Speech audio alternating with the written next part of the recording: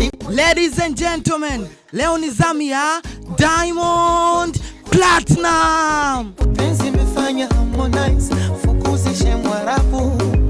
Penzi yoyo. Yo, today is today. Wahenga wanakuambia leo ni leo, asemaye kesho ni muongo. Sasa tunafahamu story kubwa sasa hivi duniani ni baada ya msanii Fally Ipupa kutokea Kongo kufanya shutdown. Yaani ameandika historia ambayo kimsingi huenda duniani hapa wameandika wasanii wachache sana. Sasa Fally Ipupa alikuwa ameandaa show ya siku 2 ambayo inafanyika Ufaransa. Show ya kwanza imefanyika jana na show ya pili inafanyika leo. Kubwa zaidi, hiyo show ameuza tiketi zote zaidi ya 80,000, imagine. Na wanaambiwa kiwango cha mwisho kabisa cha kuingia kwenye show ni kama takriban hela za Kitanzania kama 120,000 hivi. Imagine sasa watu zaidi ya 80,000 bro wamenunua tiketi zote, na jana amefanya shutdown. Na jana pia imekuwa ni show kubwa sana kwa sababu tumeona amefanya surprise za guest performer akiwemo msanii Wizkid kutokea Nigeria, amepanda wakaperform goma lao jipya linaitwa Jam, one of the best track pia. Lakini pia alimpandisha guest performer mwingine ambaye ni msanii kutokea pale pale Ufaransa,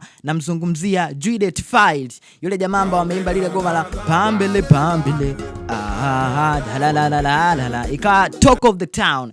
Sasa big news, oh my god, I'm so happy today. Inadaiwa siku ya leo day 2 msanii Diamond Platnumz, Simba la Masimba Dangote kutokea hapa Tanzania, ataungana na Fally Ipupa kuperform kwenye jukwaa moja kwenye show ya leo kwenye uwanja wa Stade de France Paris. Oh my god, it's crazy. Sasa sina uhakika lakini nakupa kile ambacho mimi nimepenyezewa. Kwanza kabisa, baada zile video kusambaa kwenye mitandao ya kijamii zikionyesha Wizkid anaperform na Fally Ipupa, mimi mwenyewe nikiwa ni miongoni mwa watu ambao niliumia sana. Nilitamani kuona pia msanii wetu akiperform pale. Sasa baada ya mjadala kuzuka, namzungumzia mtu wa karibu au kaka wa Diamond Platnumz, namzungumzia Ricardo Momo, ametuambia tuandae popcorn.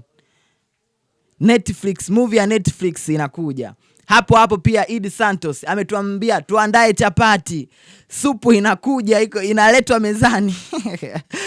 Lakini pia nimepita kwenye Insta story ya meneja wa msanii Diamond Platnumz, namzungumzia Salma SK Mendes, inamuonesha akiwa Paris, Ufaransa. Unahisi ni nini kinaenda kutokea?